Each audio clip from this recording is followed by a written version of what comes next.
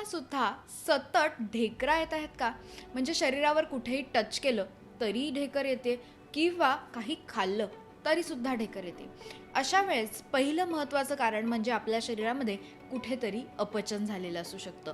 अपचन म्हणजे काय? की जो तुम्ही आहाराचं सेवन केलेलं आहे त्याचं पचनच नीट नाही होत आणि त्यामुळे ते जे काही अन्न आहे ते सूक्ष्म रूपात कन्व्हर्जन न होता स्थूल रूपात जशाच्या तसंच ते शरीराच्या बाहेर पडायला लागतं.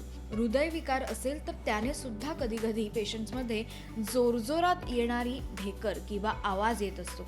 तेव्हा कुठेतरी जेव्हा हृदयाला रक्तपुरवठा हा योग्य होत नाही तेव्हा अशी ढेकर आल्यामुळे त्यांना ते बरं वाटत असतं.